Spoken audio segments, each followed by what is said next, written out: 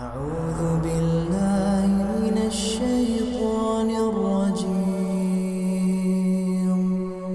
بسم الله الرحمن الرحيم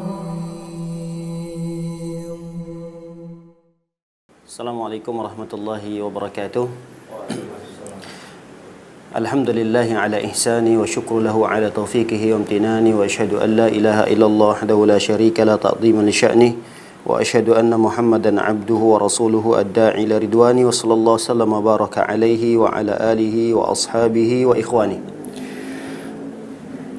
Para hadirin yang berada di studio beserta para pemirsa yang ada di rumah, kami doakan semoga kita semua selalu dalam lindungan dan penjagaan Allah Subhanahu wa taala.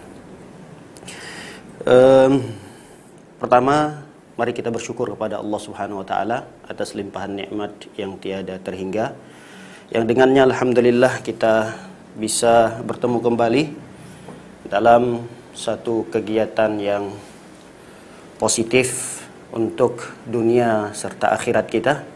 Semoga apa yang kita lakukan pada pagi yang berbahagia ini menjadi catatan amal soleh dan pemberat timbangan pahala kita kelak pada hari kiamat. Salawat beserta salam semoga selalu tercurahkan untuk Nabi kita tercinta Nabi Muhammad SAW. Semoga kita termasuk umat beliau yang mendapatkan syafaatnya kelak pada hari kiamat. Baik, pembahasan kita pada pagi menjelang siang ini adalah hak-hak anak yang wajib ditunaikan oleh orang tua.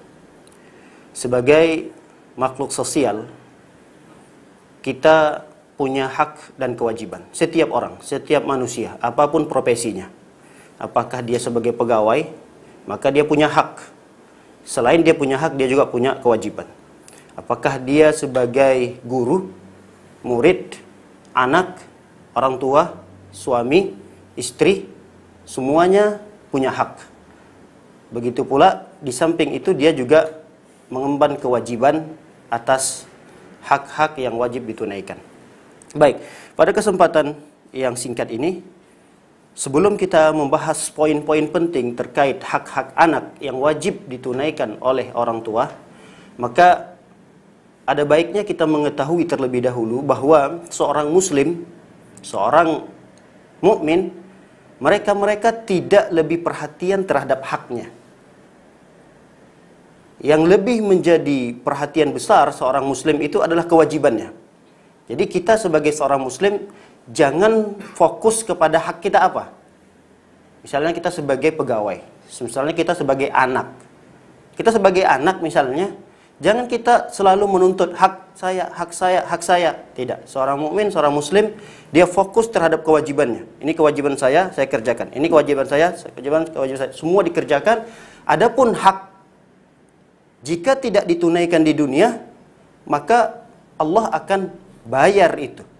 Allah akan tuntut mereka-mereka yang tidak menunaikan hak-hak kita. Di akhirat pasti mereka akan bayar. Di dunia ini tidak mereka bayar, maka dipastikan di akhirat pasti mereka akan tunaikan hak-hak yang dulu pernah mereka terbengkalaikan.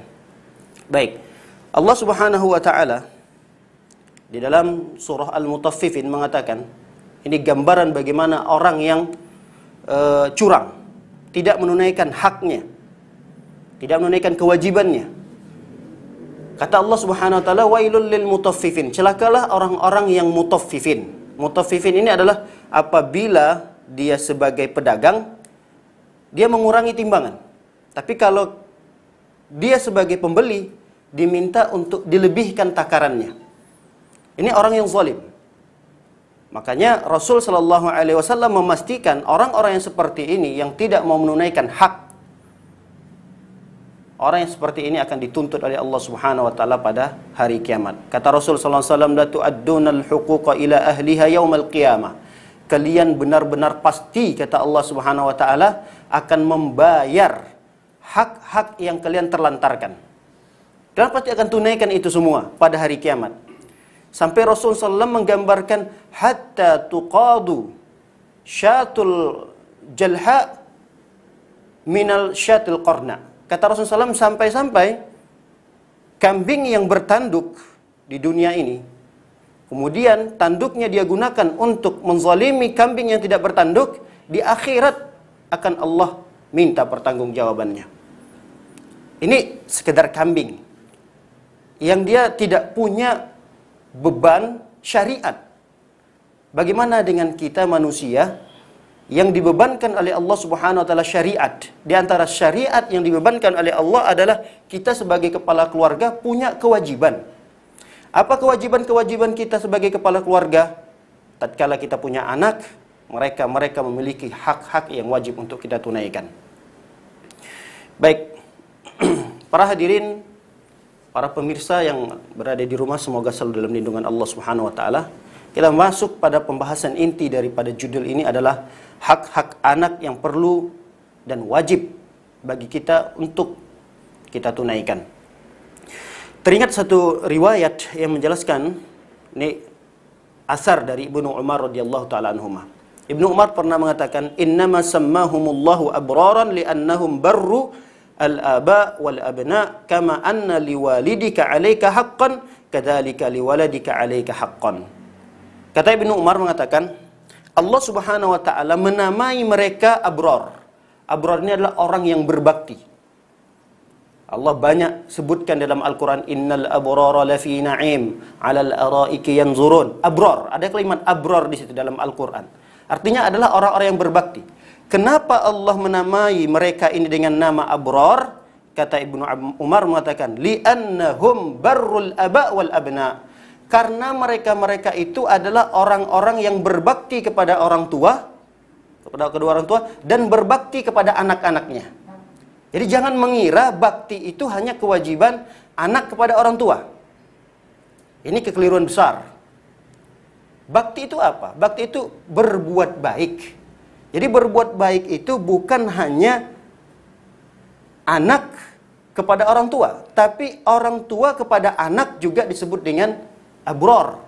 Makanya Ibnu Umar menegaskan dalam asar ini bahwa Allah menamai abrar dalam Al-Quran. Banyak kata abrar. Innal abrara lafi na'im. Sesungguhnya orang-orang yang berbakti itu berada dalam surga yang penuh dengan kenikmatan. 'Alal araiki yanzurun. Mereka duduk di atas dipan-dipan bersender di dalam surga Allah Subhanahu wa taala. Kenapa dinamai abrar? Karena mereka ini adalah orang-orang yang berbakti kepada kedua orang tuanya dan berbakti kepada anak-anaknya. Baik, bakti orang tua kepada anak yang pertama sekali disebutkan oleh para ulama adalah sebelum anak itu lahir. Ini adalah hak yang pertama yang wajib kita ketahui. Sebelum anak itu lahir, apa kewajiban kita sebagai kepala keluarga atau calon kepala keluarga? Kata para ulama, mencari pasangan yang soleha. Ini kewajiban calon anak kita. Jadi anak-anak muda yang ada di studio ini, kewajiban antum sebagai calon kepala keluarga adalah mencari istri atau calon ibu dari anak-anaknya, ya calonnya yang soleha. Itu kewajiban kita. Jangan disepelekan perkara ini. Kadang ada orang yang mencari pasangan hidupnya seadanya aja, asal-asalan saja. Dia baru berkenalan dengan seorang perempuan di pinggir jalan, kemudian tidak berapa lama terdengar informasi sudah menikah. Bahkan ada yang lebih parah daripada itu, dia mendapatkan istrinya ketika dia berkenalan di diskotik. Gak berapa lama berkenalan, seminggu, sebulan, 2 bulan, setahun. Kemudian terdengar informasi bahwa orang tersebut menikah. Ini kelalaian dari orang tua. Ini adalah hak yang terbengkalai dari anak-anak yang akan terlahir dari seorang ibu tersebut. Umar bin Khattab radhiyallahu ta'ala anhu pernah didatangi oleh seorang ayah. Ayah ini curhatlah kepada Umar ketika itu sebagai seorang khalifah. Kata ayah ini mengatakan, wahai Umar, ini saya anak. Dibawa oleh seorang ayah tersebut. Ini saya punya anak. Anak saya ini sangat kurang ajar. Anak saya ini betul-betul bangsat. Anak saya ini sama sekali tidak ada kebaikan pada dirinya. Artinya semua kejelekan-kejelekan itu terkumpul pada anaknya. lalu kemudian Umar tidak menelan mentah-mentah informasi itu, lalu kemudian Umar pun memanggil anak tersebut. Nak, sini nak. Apakah benar apa yang diadukan oleh ayahmu ini? Anaknya menjawab dengan simpel. Dia mengatakan, wahai khalifah, wahai Amirul Mukminin, apakah saya sebagai seorang anak memiliki hak yang wajib ditunaikan oleh ayah saya? Kata Umar mengatakan, betul. Setiap anak punya hak yang wajib ditunaikan oleh ayahnya. Boleh enggak saya tahu, wahai khalifah, wahai Amirul Mukminin, apa di antara hak saya sebagai anak? Kata khalifah, Umar bin Khattab mengatakan, yang pertama, mencarikan istri yang baik untuk ayahnya ini. Artinya, cari calon ibu yang solehah. Yang kedua, kata Umar mengatakan, namai anaknya dengan nama yang baik. Yang ketiga, ajarkan anaknya ilmu agama. 3. Baru 3 yang disebutkan oleh Umar ketika itu. Artinya, ini adalah 3 poin penting yang disebutkan oleh Umar. Di antara 3 poin yang penting itu adalah poin yang pertama. Di antara hak anak adalah carikan calon ibu yang solehah. Kata anak ini mengatakan, wahai Umar, Amirul Mukminin, sungguh ketiga hak yang wajib ditunaikan oleh ayah saya ini tidak pernah saya dapatkan. Tidak pernah saya dapatkan 3 ini. Saya jelaskan. Kata anak tersebut kepada Umar, wahai Umar, ketahuilah saya punya ibu. Ibu saya itu adalah seorang ibu hamba sahaya yang dibeli di pasaran sana. Yang namanya hamba sahaya ketika itu dikenal tidak memiliki pendidikan. Artinya bisa jadi seorang hamba sahaya itu didapatkan dengan cara berperang atau berpindah tangan dengan transaksi jual beli. Artinya hamba sahaya ini tidak dikenal dengan berpendidikan, apalagi pendidikan agama di waktu itu. Lalu setelah saya lahir dari seorang ibu tersebut yang tidak memiliki pendidikan agama maksudnya, kemudian saya lahir tidak diberikan dengan nama yang baik. Saya diberikan nama Ju'al. Ju'al itu artinya adalah kumbang yang ada apa namanya itu? Kayak badak itu. Hah? Kumbang apa? Tahu namanya kumbang apa itu? Mungkin orang-orang sawit tahu lah itu ya. Itu termasuk hama. Nah, kumbang itu disebut dengan bahasa Arab adalah Ju'al. Saya diberikan nama dengan Ju'al itu. Ini kan nama yang tidak baik. Apa maknanya? Kemudian, selama saya dari kecil sampai saya dewasa seperti ini, saya tidak pernah mengenyam pendidikan agama. Saya tidak pernah diajarkan adab, saya tidak pernah diajarkan syariat Islam, saya tidak pernah diperintahkan sholat, dan seterusnya. Umar pun mengatakan wajar kalau anak ini tidak menjadi anak yang baik, tidak menjadi anak yang berbakti kepada orang tuanya. Karena kesalahan itu ada pada diri orang tua yang tidak memberikan hak anak tersebut, yang itu bagian daripada kewajiban orang tua, yaitu si bapak ini. Makanya Umar mengatakan, engkau telah durhaka kepada anakmu sebelum anakmu durhaka kepadamu. Nah, ini perlu kita garis bawahi. Jadi jangan menitik beratkan kesalahan anak itu hanya pada diri mereka. Bisa jadi kedurhakaan itu bersumber dari kita. Karena kita durhaka kepada anak kita, menjadikan anak kita durhaka pula kepada kita sebagai orang tua. Makanya Rasul Shallallahu Alaihi Wasallam menganjurkan kita untuk memilih pasangan hidup. Kalau bisa nikahi perempuan itu karena 4-nya.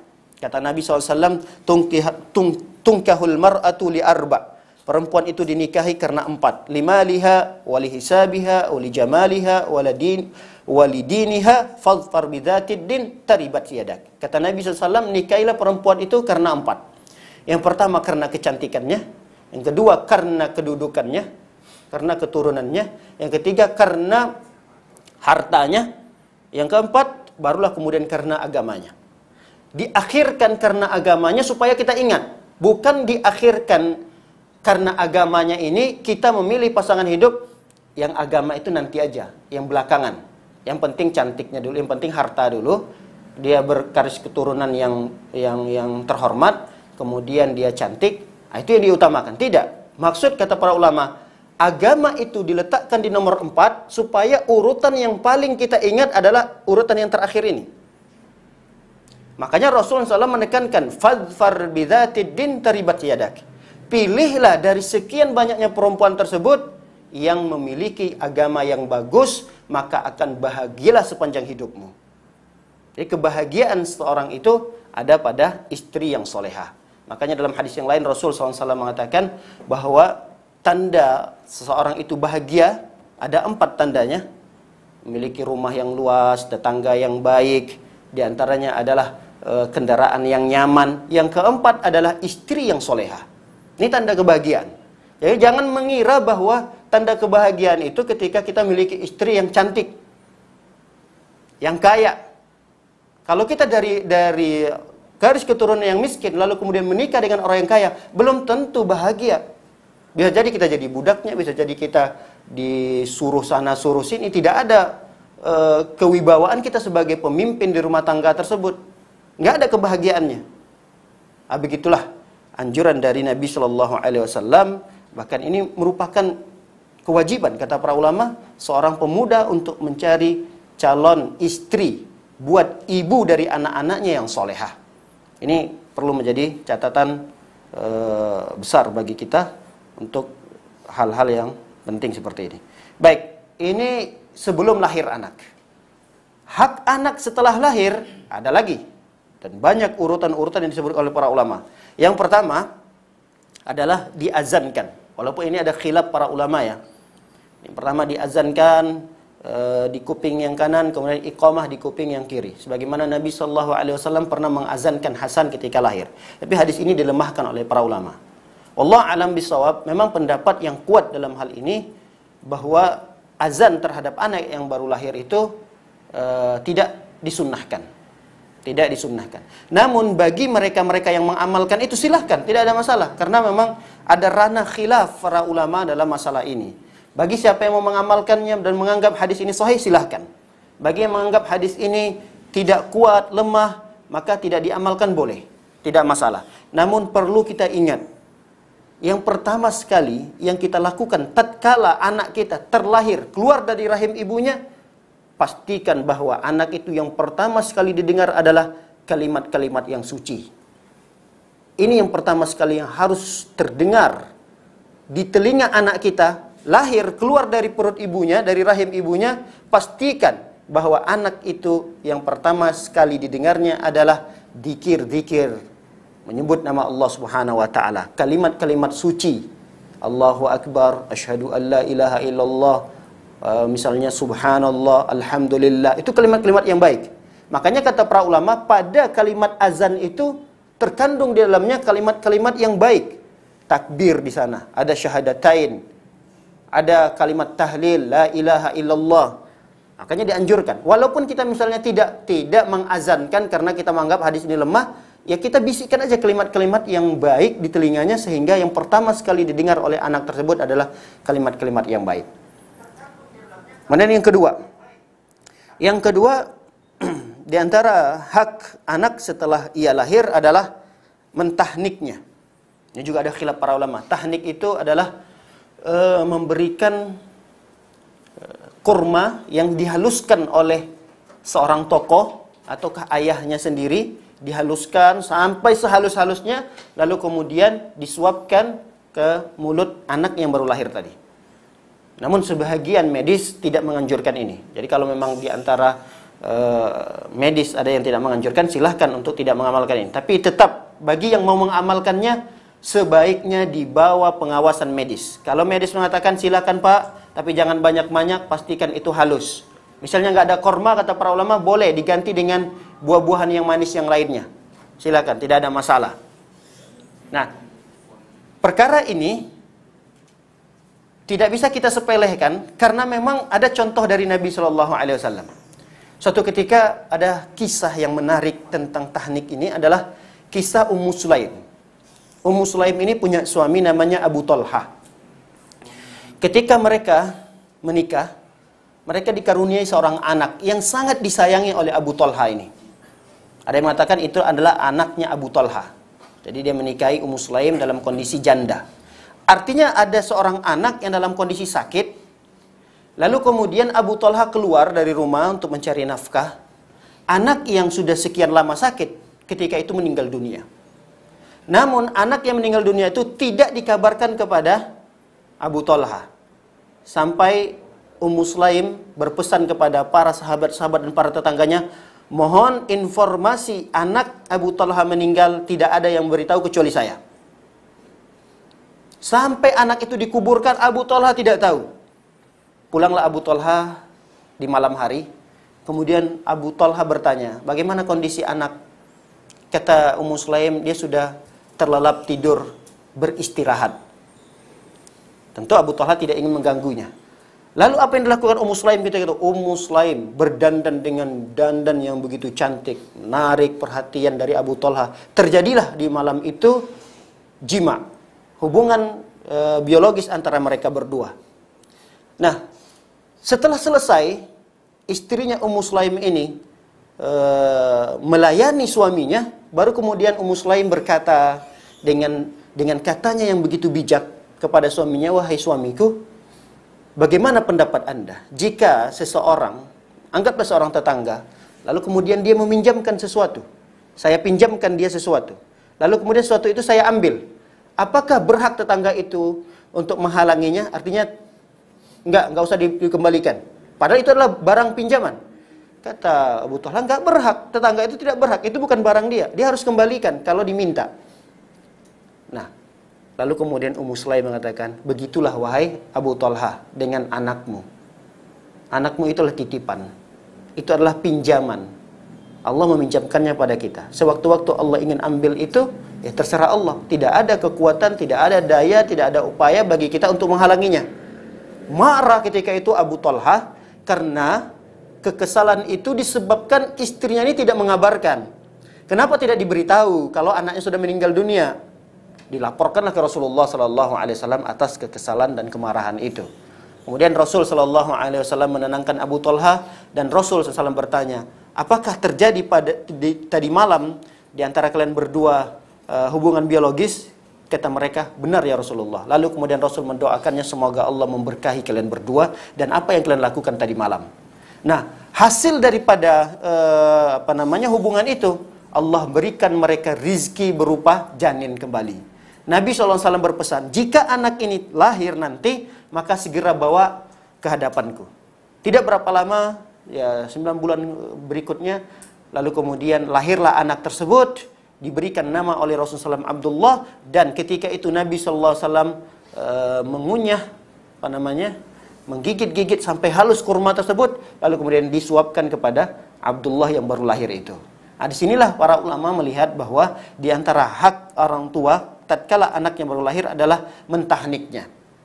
Namun sekali lagi, mentahnik di saat ini mungkin berbeda ya dengan anak-anak di kampung. Setahu saya dulu, adik-adik saya atau anak-anak kecil di kampung baru lahir, semalam baru lahir, itu anak sudah dikasihkan pisang gitu. Pisang tuh dibakar sampai hancur, kemudian itu baru lahir 2-3 hari. Tapi nggak tahu kalau di kota, ya sampai sekarang anak saya 6, memang tidak ada yang saya beri makan di usia sebelum 5 bulan, 4 bulan itu. Jadi umur 5 bulan baru dikasih makan. Katanya memang seperti itu, karena ususnya tidak kuat. Wallah alam bisawab. Yang jelas di kampung-kampung saya melihat tidak pernah ada masalah dengan usus, lambung anak-anak yang diberi makan di usia baru seminggu, 2 minggu, tidak ada masalah sebenarnya. Tapi tetap ini harus dibawa pengawasan medis, jangan sampai kita bertindak sesuatu yang itu membahayakan anak kita sendiri. Baik, ini yang keberapa tadi ini? Ketiga ya. Yang keempat sekarang, tasmiyatul walad bismin hasan. Namai anak dengan nama yang baik. Ini termasuk hak anak yang wajib ditunaikan oleh orang tua. Berikan nama anak dengan nama yang baik. Jangan asal-asalan dalam memberikan nama anak. Ada lagi orang tua yang berikan nama anak yang saat ini lagi viral misalnya. Apalagi artis yang lagi hebat-hebatnya, yang lagi naik daun. Ada lagi yang berikan nama anak dengan pesepak bola yang nomor 1 yang saat ini, siapa yang dinobatkan menjadi pesepak bola yang terbaik. Lahir anaknya diberi nama dengan nama itu. Dia tidak tahu yang dia berikan itu apakah namanya baik artinya, apakah itu orangnya muslim atau non muslim, dia tidak peduli. Yang penting nama itu adalah nama yang saat itu sangat-sangat dipuja-puji. Ini adalah hak yang tidak ditunaikan oleh seorang ayah tatkala memberikan nama anak dengan nama yang tidak baik. Makanya para ulama menasihati kita, ada 4 tingkatan atau 5 tingkatan di dalam memberikan nama itu. Nama yang terbaik paling atas adalah ketika menamai anak itu dengan nama Abdullah dan Abdurrahman. Karena Nabi SAW mengatakan dalam hadisnya, ahabbul asma'i ilallah Abdullah wa Abdurrahman. Nama yang paling dicintai oleh Allah adalah Abdullah dan Abdurrahman. Ini nama yang paling dicintai. Kedua, tingkatan yang di bawahnya adalah segala nama yang disandarkan. Jadi segala nama yang disandarkan kepada nama-nama Allah diawali dengan Abdun. Misalnya nama Allah As-Salam, Abdus Salam. Misalnya nama Allah Al-Karim, Abdul Karim.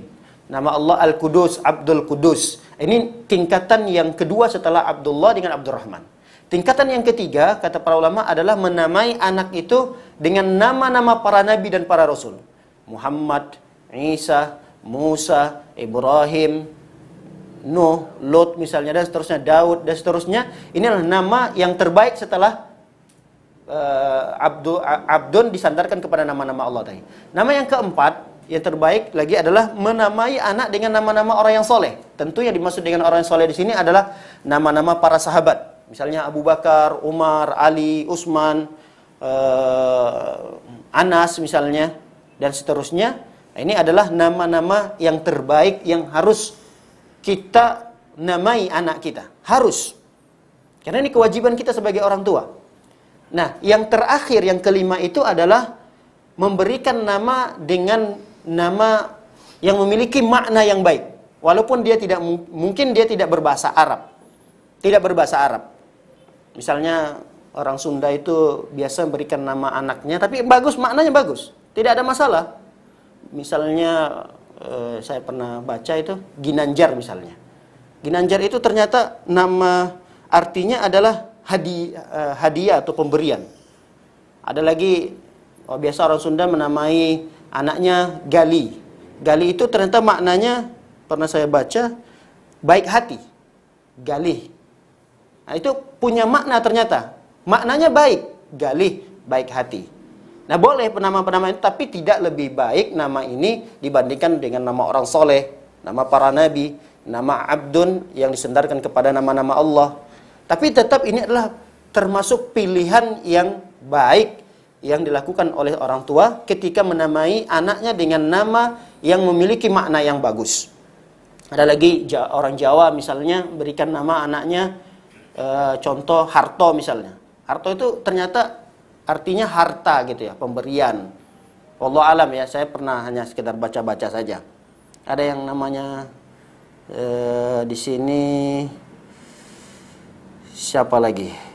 Aditya. Aditya apa artinya Aditya ini? Antum orang apa? Orang Jawa apa orang Lampung? Masya Allah. Tapi kalau bahasa Jawa itu sempat lihat-lihat juga sih. Ini bukan secara sengaja ya. Saya lihat Aditya. Aditya itu artinya matahari katanya. Matahari. Jadi mungkin harapannya diberi nama Aditya itu bisa menerangi orang banyak gitu. Maknanya bagus. Masya Allah. Kalau bahasa Arabnya mungkin Syamsun. Ada namanya Samsul Bahri, ada nama Samsuddin. Samsun matahari. Jadi dibahasakan dengan bahasa Jawa misalnya atau bahasa apa, ya tidak ada masalah. Boleh, silahkan. Tidak mengapa. Baik, banyak nama-nama yang lain yang diberikan oleh beberapa suku, nama anaknya itu memang tidak dengan bahasa Arab, tapi tetap maknanya baik. Hal itu juga sudah menggugurkan kewajiban kita sebagai orang tua.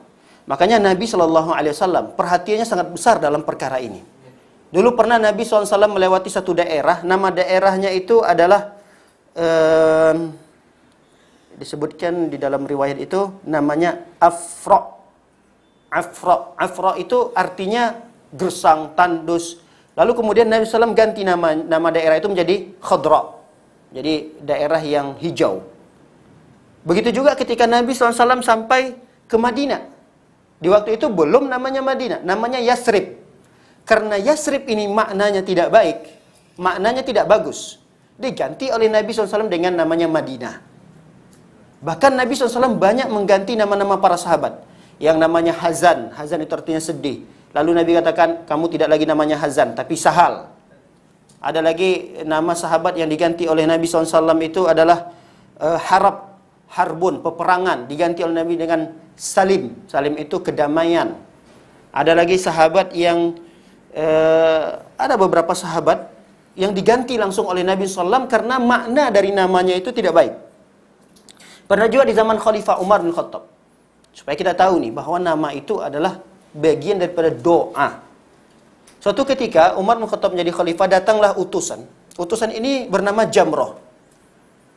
Ketika ingin ngobrol dengan Umar bin Khattab, Umar tentu bertanya dulu dengan seorang utusan ini. Kamu namanya siapa? Kata Umar bertanya. Lalu laki-laki itu menjawab, nama saya Jamrah. Bapak kamu namanya siapa? Syihab. Kamu berasal dari mana? Dijelaskan dari itu, saya berasal dari Harokoh. Harokoh itu tepatnya di mana? Tepatnya di Zatul Lazah. Nah, lalu kemudian Umar mengatakan, Adrik, idhab, cepat kamu pulang dan temui keluargamu. Sesungguhnya keluargamu dalam kondisi terbakar. Itu disebabkan nama. Nama adalah doa. Coba kita perhatikan nama yang disebutkan oleh laki-laki tadi. Dari nama dia, ayahnya, nama daerahnya, semuanya terkait dengan api. Namanya Jamrah. Jamrah itu adalah bara api. Bara api. Kemudian nama bapaknya Syihab. Syihab itu meteor yang panas. Kemudian nama daerahnya adalah Harqah. Harqah itu adalah kebakaran. Kemudian diperkecil lagi mungkin ke kabupatennya. Namanya Hararo. Hararo itu panas. Kemudian nama kampung kecilnya adalah Zatul Lazah. Zatul Lazah itu api yang berkobar. Dari nama dia sampai nama tempat tinggalnya, tempat kelahirannya berkaitan dengan api. Sehingga Umar mengatakan, kamu pulang segera karena keluargamu dalam kondisi terbakar. Ketika itu seorang laki-laki ini pulang, tergesa-gesa, terburu-buru pulang, dan benar didapati bahwa keluarganya sedang terbakar. Nah, ini merupakan hak ya seorang anak yang wajib ditunaikan oleh ayahnya, yaitu berikan nama anak tatkala dia lahir dengan nama yang baik. Jangan berikan nama dengan nama-nama yang asal-asalan, karena itu adalah bagian daripada kewajiban kita sebagai orang tua. Baik, kewajiban yang berikutnya adalah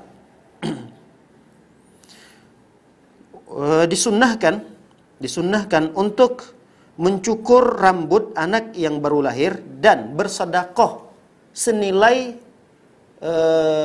rambut tersebut. Misalnya berat rambut itu nilainya berapa gram dari perak, ada yang mengatakan dari emas. Kalau misalnya dari perak terlalu sedikit, ya dikonversikan dengan emas. Misalnya ketika ditimbang, dia dapatnya setengah gram gitu. Setengah gram rambut itu beratnya, maka dikonversikan dengan emas, lalu emas itu disedekahkan kepada orang-orang miskin. Walaupun sebagian ulama menganggap ini sunnah, namun kita tidak boleh menyepelekannya, karena ini adalah bagian daripada hak seorang anak. Anak itu diantara haknya di usia 7 hari dia dicukur, rambutnya dicukur. Ini syariat Islam tentu tidak ada yang sia-sia, artinya pasti ada hikmah yang terkandung. Kalau kita lihat dari segi medis, memang ketika anak yang baru lahir itu, dia memang lebih bagus dicukur. Bukan karena supaya rambut yang bagus supaya tumbuh rambut yang lebih bagus, bukan. Tapi untuk kesehatannya. Karena kalau anak itu baru lahir biasanya kepalanya kotor. Nah, kalau kotor itu bisa menjadi bakteri dan akan mengganggu kesehatan anaknya. Tapi kalau anaknya sudah dicukur sampai botak, itu mungkin akan mudah bagi orang tua untuk membersihkannya. Begitu juga ketika disedekahkan senilai rambut yang dicukur tadi, disedekahkan, ini juga memberikan pelajaran yang penting bahwa kita harus bergembira atas kelahiran anak itu. Dan kita juga berupaya untuk berbagilah kepada orang-orang miskin yang berada di sekitar kita, supaya mereka juga merasakan kegembiraan yang saat ini kita rasakan. Banyak orang yang bergembira saat lahir anaknya, tapi yang diundang itu adalah rekan-rekan yang di sekitarnya, yang mereka juga adalah orang-orang yang bahagia hidupnya. Dia lupa dengan orang-orang miskin. Makanya Rasul SAW menganjurkan kalau anak itu lahir, dicukur rambutnya ditimbang. Berapa timbangannya? Dikonversikan dengan emas. Fungsinya apa? Supaya emas atau uang itu bisa lagi nanti, emas itu bisa setengah gram. Setengah gram berapa sih nilainya dari rupiah? Misalnya 500.000. Lah 500.000 itu disedekahkan kepada orang miskin. Supaya orang miskin juga merasakan bahagia tatkala kita memberikan senilai uang itu. Kebahagiaan itu mereka rasakan sebagaimana kita saat ini bahagia telah diberikan rizki oleh Allah Subhanahu wa taala berupa titipan seorang anak. Baik.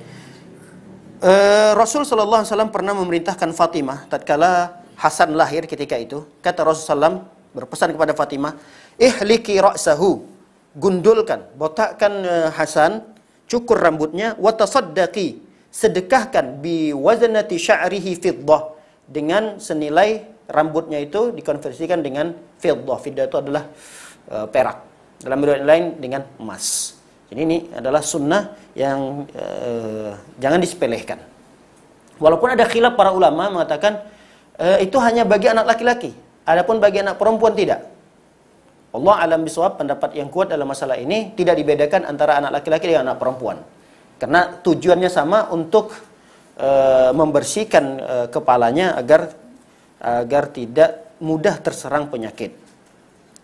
Baik, di antara hak yang berikutnya yang wajib ditunaikan oleh seorang ayah adalah disunnahkan untuk mengakikahkan anaknya. Disunnahkan untuk mengakikahkan anaknya. Allah alam bisawab, ini juga ada khilaf para ulama dalam masalah ini. Apakah akikah itu hukumnya sunnah atau wajib? Ada ulama yang mewajibkan berdasarkan hadis Nabi SAW, kullu mauludin murtahanun biaqiqatihi. Setiap anak yang lahir itu jiwanya tergadaikan dengan akikah yang disembelihkan. Ini hadis ini sangat tegas. Sangat tegas hadis ini mengatakan bahwa anak yang terlahir itu jiwanya tergadaikan. Kalau sudah tergadaikan, berarti kan kita tidak bisa memiliki hak apapun. Kita tidak punya hak apapun. Tidak bisa memanfaatkan barang yang digadaikan. Tidak bisa kita manfaatkan. Misal begini. Jazakallah khairan. Kita punya mobil. Mobil ini ternyata sudah kita gadaikan kepada si fulan. Kita gadaikan. Nah, barang atau mobil yang sudah kita gadaikan tadi, kita nggak bisa ngapa-ngapain dengan mobil itu. Kita nggak bisa gunakan, karena barang itu sudah tergadai. Begitulah kira-kira anak yang kita punya. Tatkala dia lahir, anak ini kalau tidak dilepaskan, tidak kita tebus tunai, kita tebus gadaian itu, anak ini tidak bisa kita ambil manfaat darinya. Apa maksudnya? Kata para ulama, maksudnya adalah ketika di hari kiamat, di hari akhirat, seorang anak tidak akan bisa memberikan syafaat kepada orang tuanya tatkala orang tua tidak menunaikan kewajibannya sebagai ayah ketika anaknya lahir dengan mengakikahkannya. Dan ini sangat tegas. Imam Ahmad bin Hanbal mengatakan, kata Al-Imam Ahmad, makna daripada hadis tersebut adalah habsul ghulam anis syafa'a liwalidayhi. Habsu itu anak akan terhalangi untuk memberikan syafaat kepada kedua orang tuanya. Atha bin Abi Rabah juga pernah menafsirkan hadis ini. Beliau mengatakan hirmanul walid an syafaati waladihi. Seorang ayah itu dihalangi untuk mendapatkan syafaat dari anaknya. Sayang. Sungguh sangat disayangkan jika orang tua mampu. Ini ceritanya kita mampu ya. Orang tua mampu untuk mengakikahkan anak yang lahir. Namun orang tua menyepelekan, sayang. Mengakikahkan anak kalau di zaman sekarang ini tidak cukup 5 juta. Karena terlalu menganggap gengsi karena punya teman-teman yang kalau diundang yang ini si fulan nanti nggak diundang nggak enak. Kalau si fulan diundang si fulan nggak enak. Jadi sekalilah buat acara besar harus menghabiskan kadang 100 juta. Padahal syariat akikah ini syariat yang sangat mudah. Bagi anak laki-laki dua ekor domba atau kambing, anak perempuan 1 ekor. Dan kaifiyah cara mengakikahkan itu tidak ada tuntutan syariat harus begini, harus begini. Terserah kita. Mau kita sudah masak lalu kemudian kita bagi-bagikan ke tetangga. Mau kemudian yang masih mentah kemudian kita bagi-bagikan ke tetangga. Mana yang lebih mudah bagi kita? Tidak ada syariat yang memberatkan. Atau mungkin kita bisa masak 2 ekor tadi. Lalu kemudian kita panggil teman-teman yang satu jamaah yang habis sholat zuhur. Kan tidak terlalu banyak jamaahnya. Karena memang cuma 2 ekor misalnya begitu. Jadi jangan terlalu mempersulit syariat yang Allah sudah mudahkan. Nah kadang-kadang karena kita merasa, waduh ini nanti kalau cuma segini tidak enak dengan tetangga-tetangga yang lain. Ya sudahlah sekalian aja nggak usah dibuat acaranya. Karena kalau dibuat acara ini minimal 50 juta, sayang uangnya. Akhirnya dalam kondisi dia mampu, anaknya tidak diakikahkan. Orang yang seperti ini kasihan kalau anaknya menjadi anak yang soleh, kelak tumbuh besar, meninggal dunia orang tuanya, kelak bertemu pada hari kiamat, anaknya tidak bisa memberikan pertolongan apapun. Anaknya tidak bisa memberikan syafaat kepada orang tuanya. Orang tuanya terhalangi untuk mendapatkan kebaikan-kebaikan, ibadah-ibadah yang dilakukan oleh anaknya ini. Makanya dalam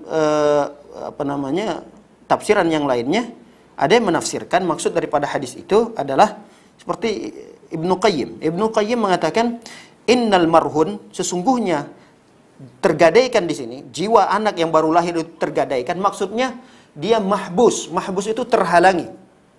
Terhalangi. Siapa yang menghalanginya? Fayakunul ma'nal aqiqah takunu sababan li fakkil maulud. Terhalangi atau terpenjara anak itu.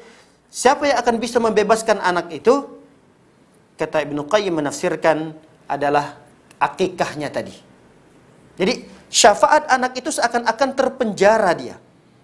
Dia tidak bisa keluar dari suatu ruang yang sudah dipenjara oleh Allah SWT. Syafaat itu tidak bisa keluar, diberikan kepada orang tuanya. Sampai penjara itu dibuka. Dengan apa cara membuka penjara itu? Dengan akikah yang disembelih tadi. Inilah disebut dengan marhun. Marhun itu tergadaikan. Barang yang digadaikan kita nggak bisa ngapa-ngapain. Walaupun itu milik kita. Surat-suratnya itu punya kita. Tapi barang itu sudah menjadi gadaian. Nggak bisa kita ngapa-ngapain. Nggak bisa kita gunakan. Nah begitulah kira-kira anak pada hari kiamat, anak itu tidak bisa memberikan pertolongan kepada kita jika kita mampu untuk mengakikahkan anak, tapi kita abaikan syariat ini. Beda dengan orang-orang tua yang mungkin saat itu tidak mampu. Dulu banyak orang-orang tua. Atau mungkin orang tua belum sampai ilmunya tentang ini. Sehingga banyak anak-anak yang belum diakikahkan. Nah bagaimana sikap kita tatkala kita sendiri belum diakikahkan? Ya, dikarenakan salah satu dari 2 faktor ini. Pertama mungkin karena dulu orang tua susah, jangankan mau mengakikahkan, untuk makan aja susah dulu orang tua kita, misalnya begitu. Atau yang kedua, orang tua kita dulu mampu, tapi ilmunya belum sampai. Maka sebaiknya kita akikahkan diri kita sendiri. Jangan sampai kesolehan seseorang anak, misalnya kita berharap, misalnya kita orang yang soleh, itulah harapan kita. Jangan sampai kesolehan kita, kebaikan kita, ibadah yang kita lakukan, itu manfaatnya tidak sampai ke orang tua kita. Jangan sampai. Makanya akikahkan diri sendiri, tidak ada masalah. Ulama memfatwakan boleh. Karena Nabi SAW mengakikahkan diri beliau setelah beliau diangkat menjadi Nabi dan menjadi Rasul. Artinya mengakikahkan orang yang sudah dewasa tidak ada masalah. Dibolehkan oleh para ulama. Atau kita tidak mampu karena kita laki-laki 2 ekor sekaligus. Boleh dicicil. 1 ekor dulu, setahun kemudian 1 ekor lagi. Ini ada upaya bagi kita untuk menunaikan hak yang merupakan kewajiban orang tua kita. Kita mau bantu itu. Akikahkan diri kita sendiri. Baik. Berikutnya, di antara hak anak adalah dikhitan. Dikhitan ini bagi laki-laki wajib, bagi perempuan sunnah. Kewajiban ini tentu berdasarkan hadis-hadis Nabi Shallallahu Alaihi Wasallam yang tidak mungkin kita bacakan satu persatu. Satu dalil yang akan saya sebutkan bahwa di antara kewajiban untuk berkhitan ini, hadis Nabi Shallallahu Alaihi Wasallam mengatakan al-fitrah khamsun. Kesucian itu ada 5. Yang pertama adalah khitan. Khitan itu bahasa kita sekarang apa? Disunat. Disunat, anak laki-laki itu disunat. Daging yang mohon maaf menutupi hasyafah. Hasyafah itu adalah kepala kemaluan itu bagi laki-laki, yang dagingnya itulah yang dipotong. Itu namanya khitan. Bagi anak perempuan yang di khitan itu adalah, mohon maaf, ada daging tumbuh sedikit di atas kemaluannya itu dipotong sedikit saja. Tidak boleh dihabiskan. Jadi sedikit. Kalau sekarang ada beberapa medis yang tidak membolehkan, karena memang ada peraturan sekarang anak perempuan itu tidak boleh lagi dipotong itunya, daging yang tumbuh di bagian atas kemaluannya itu. Ada yang sebagian yang tidak membolehkan itu, tapi ada sebagian yang mengambil syarat aja. Ada yang cuma dibelah dikit, ada yang cuma disuntik sedikit.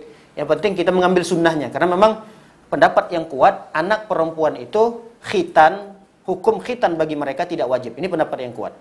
Jadi hanya sekedar sunnah. Baik, di antara hak yang lainnya yang dimiliki oleh anak yang wajib ditunaikan oleh ayah adalah berlaku adil kepada anak-anak. Ini wajib menjadi perhatian besar kita sebagai kepala keluarga. Berlaku adil kepada anak-anak. Sebagaimana Rasul SAW bersabda, ittaqullaha wa'dilu fil auladikum. Bertakwalah kalian kepada Allah dan berlaku adillah kepada anak-anak kalian, kata Rasul SAW. Dalam segala hal. Dalam misalnya kecondongan antara jenis anak. Kan ada kadang orang tua itu lebih cinta kepada anak laki-laki daripada anak perempuan. Gak boleh seperti itu. Ini tidak adil. Kalau mendengarkan berita informasi yang lahir itu anak perempuan, langsung lemas tubuhnya. Nggak boleh seperti itu. Seakan-akan kita lebih cinta kepada anak laki-laki daripada anak perempuan. Begitu juga dalam hal kasih sayang. Yang kasih sayang di sini maksudnya yang bisa dinampakkan. Kalau kasih sayang dalam jiwa itu memang tidak mesti harus bisa sama gitu. Kecondongan kita pada anak laki-laki daripada anak perempuan biasanya lebih besar gitu. Itu kecintaan dalam jiwa yang tidak boleh ditampakkan. Tapi kalau yang bisa ditampakkan, misalnya bentuk kasih sayang seorang ayah kepada anaknya biasanya mencium anaknya. Nggak boleh anaknya itu cuma yang dicium adalah anak laki-lakinya saja. Anak perempuannya kadang-kadang diabaikan. Kalau anak laki-lakinya datang, mendekat, duduk dengan dia rangkul anaknya. Ketika anak perempuannya datang, diusir sama dia. Sana-sana main sana, tempat lain aja. Nggak boleh seperti itu. Ini kadang-kadang tidak disadari oleh orang tua. Begitu juga dalam hadiah. Kadang anak-anak itu masih kecil, dia punya anak-anak kecil. Hadiah yang dibelikan, misalnya mainan, hal yang sepele. Nggak boleh satu dibelikan, satu tidak dibelikan. Kecuali kita sudah minta kerelaannya. Misalnya anaknya sudah besar, nak, boleh nggak ayah beliin buat adikmu yang masih kecil? Tapi kamu nggak dibeliin, nggak apa-apa ya? Nggak apa-apa, Abi, nggak apa-apa. Nah, kalau sudah ada kerelaan seperti itu, nggak ada masalah. Karena memang kita harus jelaskan kepada anak kita, dulu kamu waktu kecil juga ayah perlakukan seperti ini. Kamu dulu minta beli mainan ini, ayah berikan. Nah, sekarang adikmu masih kecil. Kalau nggak diberikan, dia nangis. Kalau kamu kan sudah besar. Nah, hal-hal seperti ini harus menjadi perhatian kita sebagai orang tua. Apalagi perkara yang lebih besar daripada itu. Nah, ini juga perlu perhatian kita. Karena ada orang tua yang memberikan hadiah kepada salah satu anaknya, tapi tidak diberikan kepada anak yang lainnya. Misal orang tuanya punya ruko. Anaknya ada 5. Anak pertama karena sudah berkeluarga, lalu kemudian ruko itu diberikan, atas nama sertifikat semua, diberikan kepada anak pertama. Anak tersisa yang 4 tadi, mungkin ada yang masih SD, ada SMP, ada SMA, ada yang masih kuliah. Ini anak yang 4 anak yang tersisa ini tidak diberikan apapun. Ini adalah perlakuan yang tidak adil dari orang tua. Makanya Rasul SAW ketika diminta menjadi saksi oleh Bashir ini punya anak namanya Nu'man bin Bashir. Nah, Nu'man ini waktu itu masih kecil, digendong sama Bashir, dibawalah anak ini ke hadapan Nabi. Ya Rasulullah, berkenanlah Anda ya Rasulullah, mohon berkenan Anda untuk menjadi saksi bahwa sesungguhnya anak ini yang nama Nu'man ini saya berikan dia hadiah. Dalam riwayat itu diceritakan bahwa Bashir ini memberikan hadiah. Hadiahnya tidak disebutkan. Hadiahnya ini cuma bahasanya itu. Ini saya hadiahkan untuk anak saya masih kecil ini. Kata Nabi SAW bertanya, "Akullu banika qad nahalta misla ma nahalta Nu'man?" Apakah semua anak-anakmu kamu berikan seperti kamu berikan kepada Nu'man ini? Kalau Nu'man dapatkan ini, apakah anakmu yang tersisa juga kamu berikan sebagaimana yang kau berikan kepada Nu'man ini? Lalu Bashir pun menjawab, "La, tidak ya Rasulullah. Lalu kemudian Nabi mengatakan, fa ashhid ala hadza ghairi. Kalau begitu jangan minta aku menjadi saksi perkara ini, minta orang lain. Rasul pun mengatakan, summa qala ayasurruka an yakunu ilaika fil birri sawa. Apakah kamu ingin, apakah kamu suka seluruh anak-anakmu ini berbakti kepadamu? Sama baktinya, anak pertama, anak kedua, anak ketiga, sampai misalnya anak kelima. Semua anak-anak ini memberikan baktinya kepadamu dengan porsi yang sama. Kata Bashir pun mengatakan iya.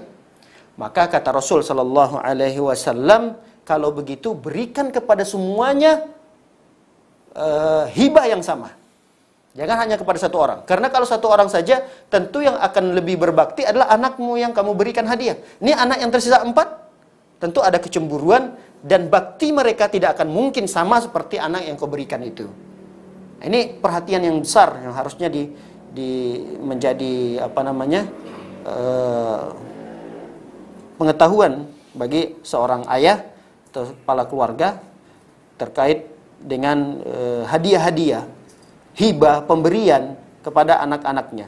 Jangan sampai cenderung kepada salah satu anak dan meninggalkan anak yang lainnya. Baik, yang berikutnya di antara hak anak yang lainnya adalah memberikan pendidikan agama. Pendidikan agama kepada anak. Ini wajib hukumnya.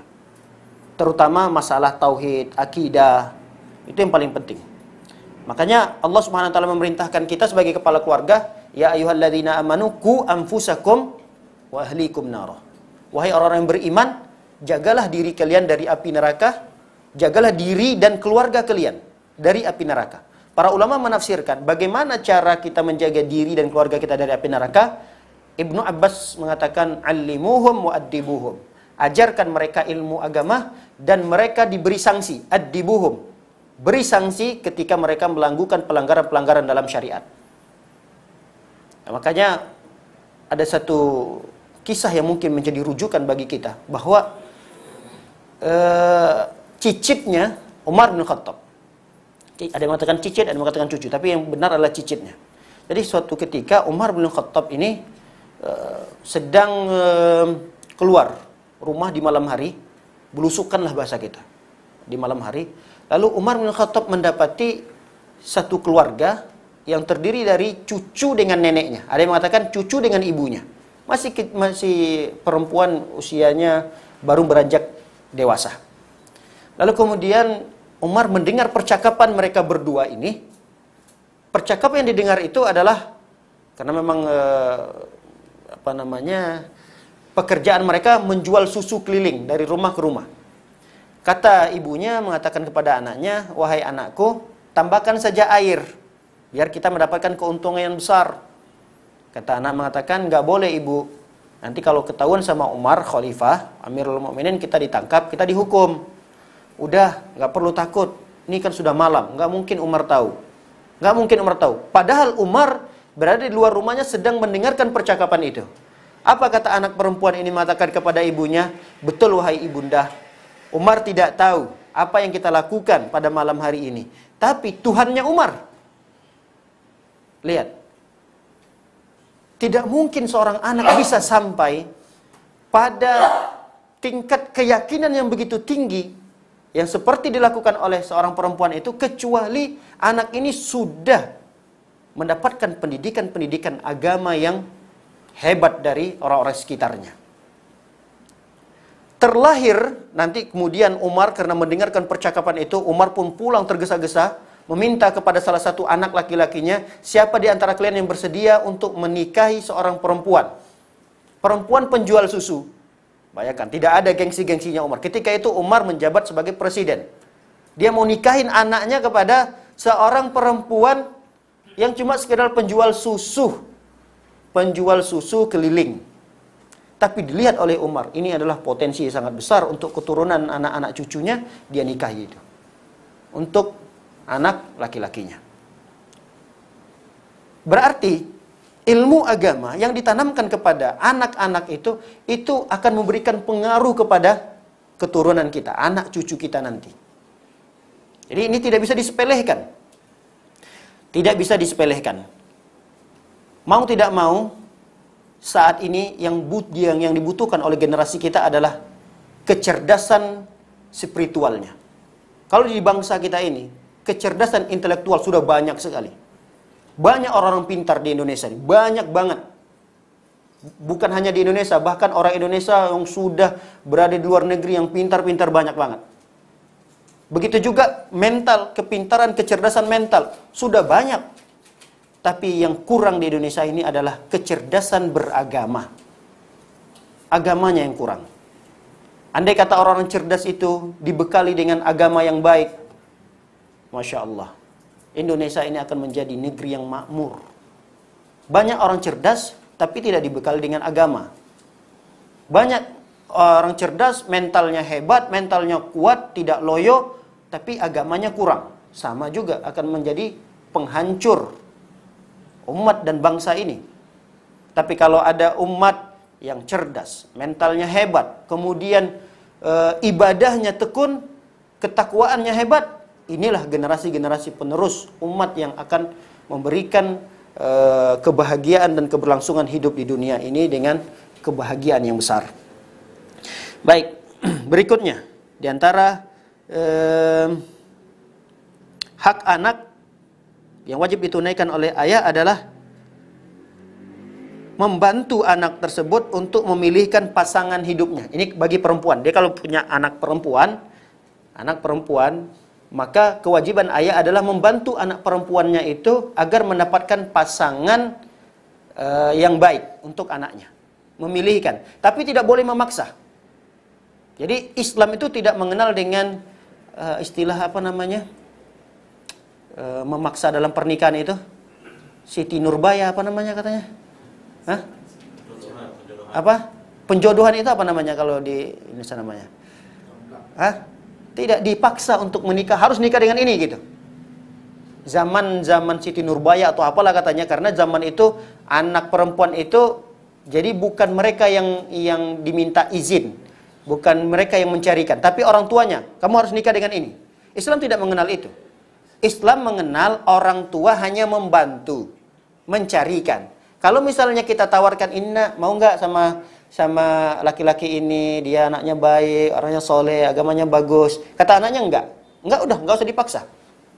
Enggak boleh dipaksa. Kalau anaknya yang mencarikan, ya silahkan. Tapi tetap harus izin dengan orang tuanya. Artinya dua belah pihak harus bekerja sama.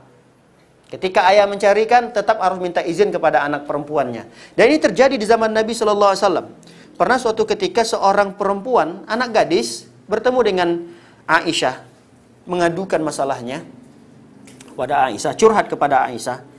Kata anak gadis ini mengatakan, sesungguhnya ayahku menikahkanku dengan seorang laki-laki, yang laki-laki ini adalah sepupuku.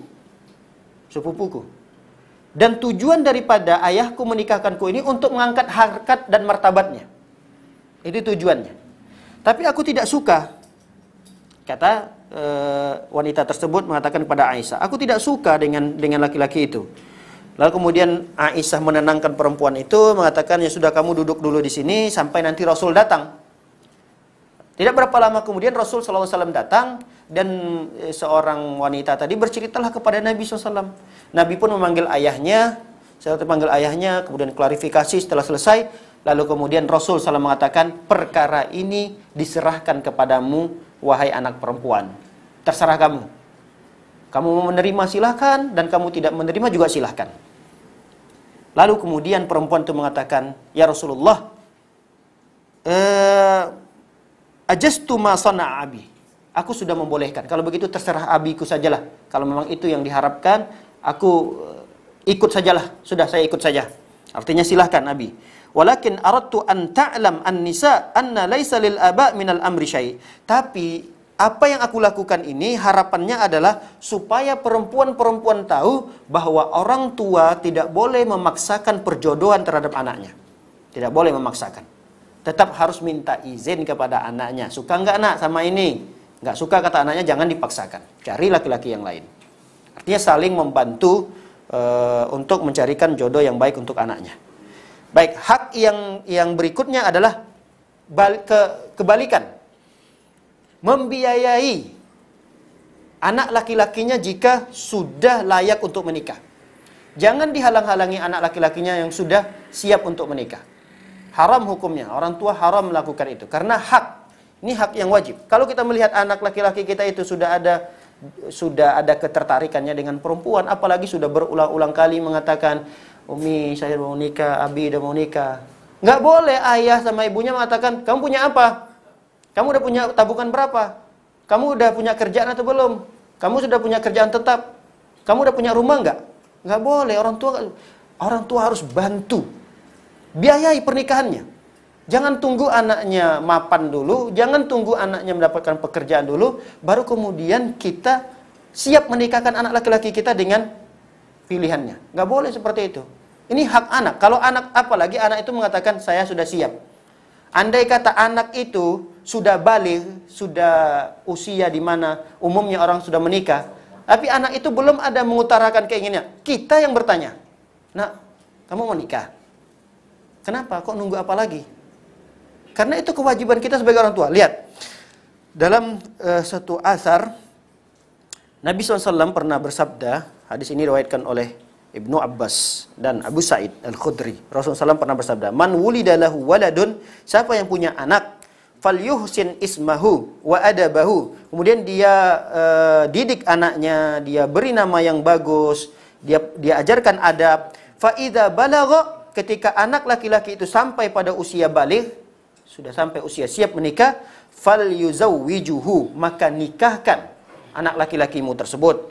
Fa in balagha wa lam yuzawwijhu fa asaba ithman fa innama ithmuhu ala abihi. Jika anak itu sudah baligh tapi belum kamu nikahi, ini kepada wali ya. Wali itu belum menikahi anaknya.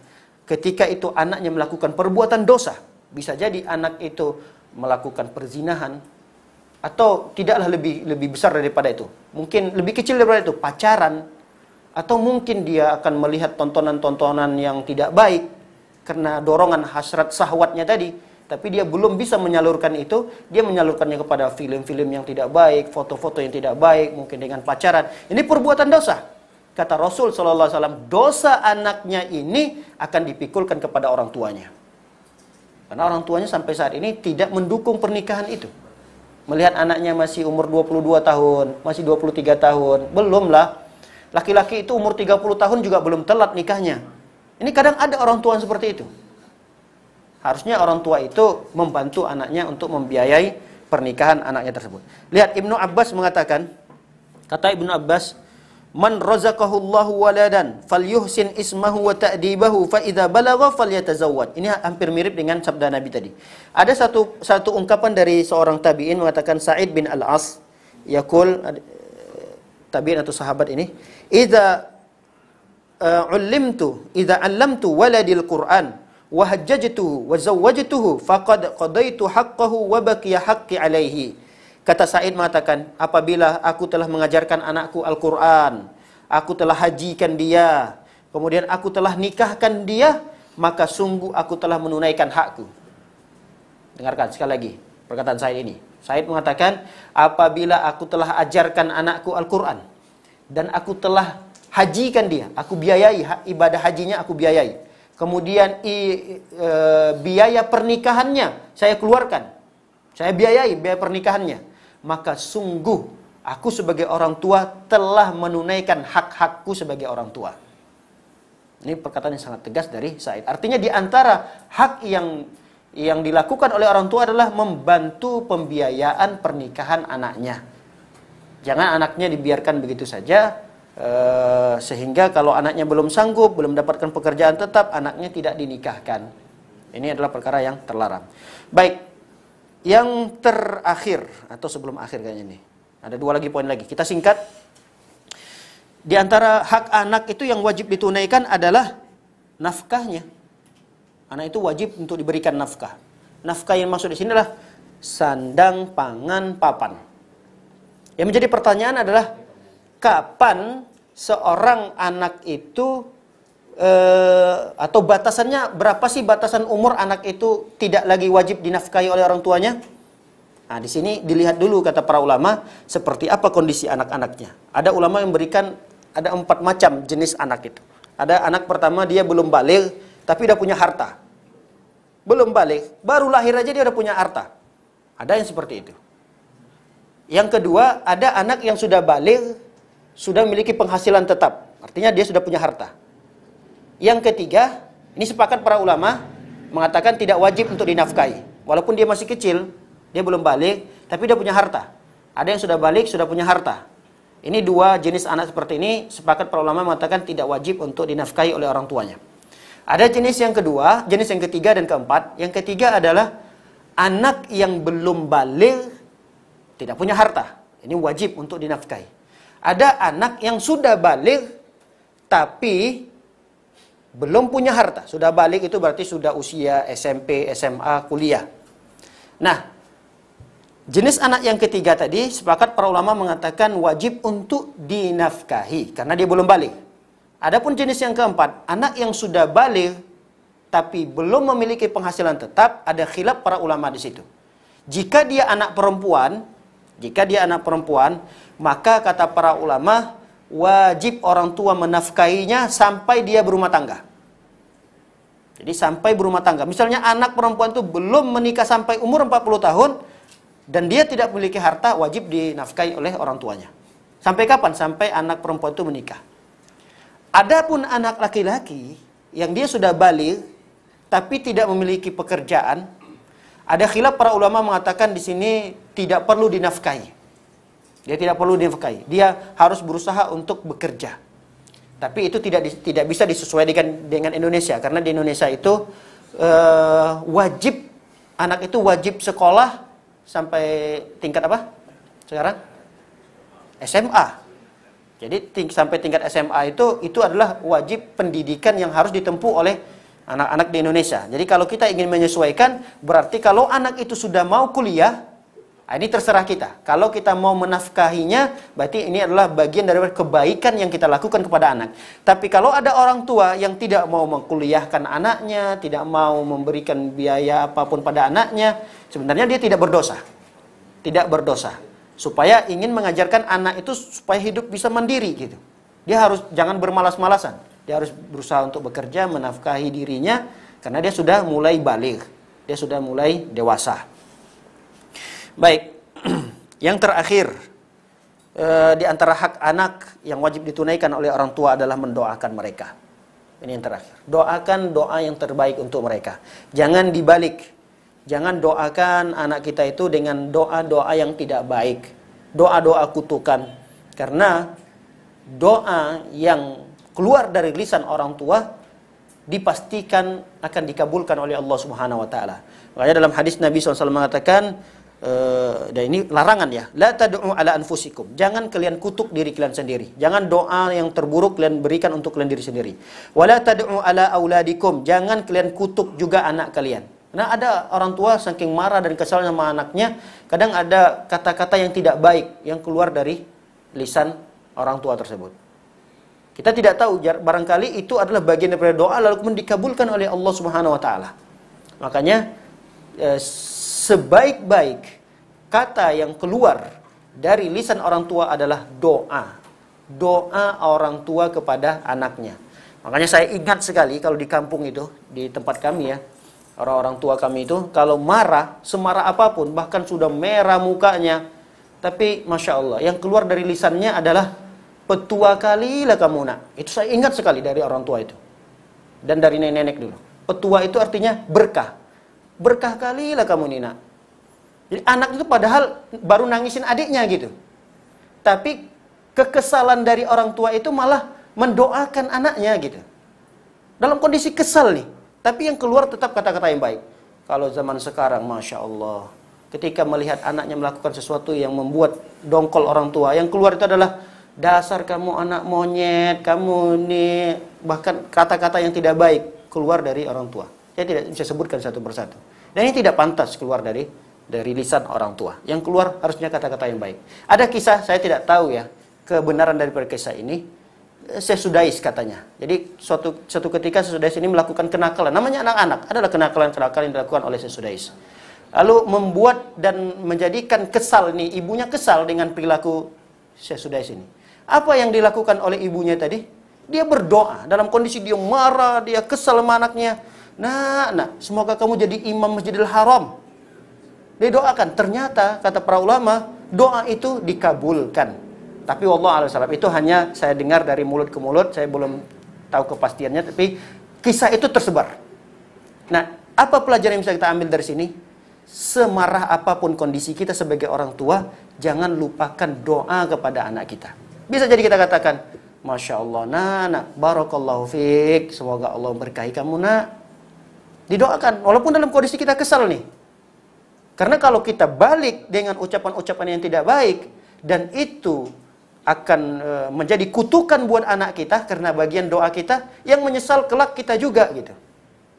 Menyesal kita kalau kita mendoakan yang tidak baik untuk anak kita.